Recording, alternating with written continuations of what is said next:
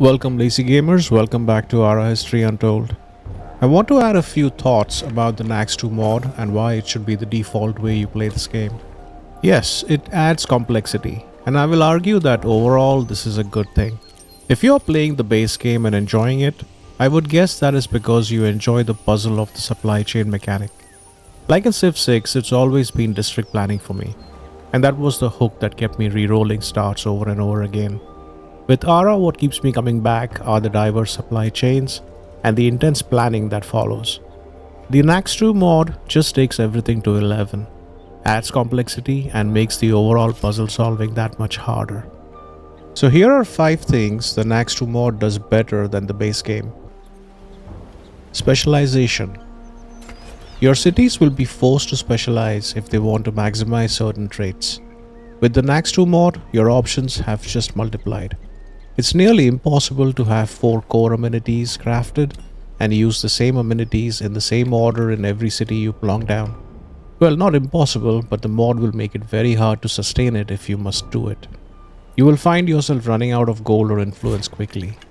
The key challenge to specialization is managing the appropriate amenity stack correctly and deciding early what your city is going to become. A military city, a science city, or just a growth city. I say just, easier said than done. And will it be easy to switch the flavor of a city from one to the other? I have had limited success here and I know good solutions exist. In some games they evolve naturally if you're lucky, and the mod adds a lot to this planning. Which leads me to my next point. Early planning.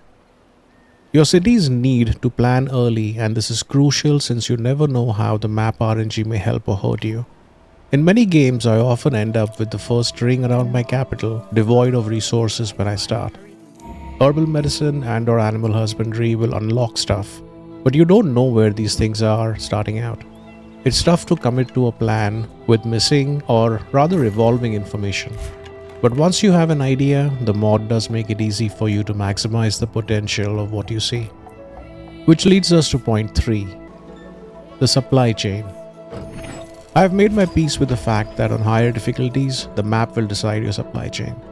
I guess this is true for the game, mod or no mod, but specifically with the mod, dare I say you will be forced and not just steered towards a specific build order and a supply chain. Every supply chain has its own dependency tree, which means all supply chains are never going to be equal for the map you have. So choose wisely and lean on the ones that make the best use of the land.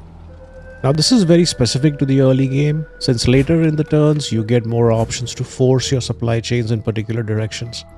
And to be honest, there is no better way to learn than to play multiple games, trying out different strategies and making frequent mistakes. And speaking of mistakes, I want to comment on the regions and zones in the cities. Number 4. Improvement planning. Due to the sheer breadth of new buildings and improvements added by the Naxt 2 mod, you will run out of zones within regions pretty quick. Gone are the days of painting, fermenting pits in every zone in a 5-zone region. You gotta be far more selective here.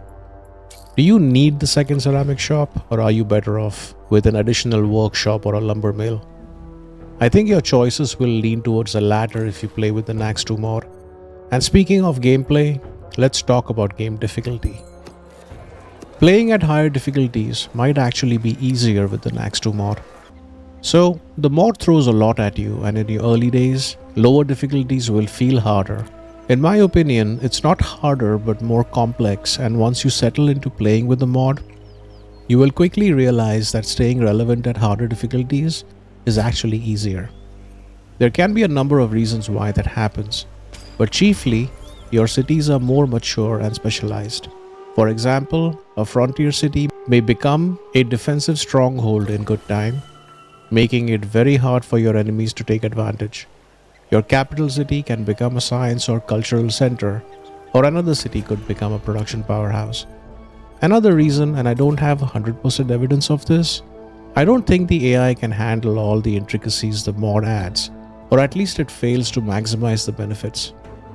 Mid-game on harder difficulties, the game feels easier with the mod than the base game at the same difficulty. But that's just my opinion and I would love to hear your thoughts. So, closing thoughts. Gameplay around military, combat, religion is unchanged in the mod.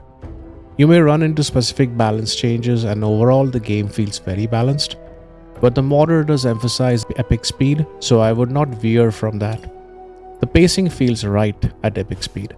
Recruiting a scientist paragon early, hopefully as your first paragon, slotting him as a domestic advisor, I think that's imbalanced right now.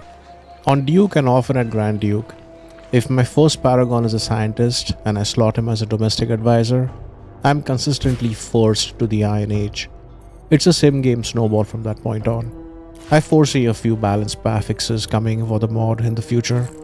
Once again, I recommend this mod be used by all players who love the game, specifically if you love how the supply chain works. Thank you for watching and have fun with ARA History Untold.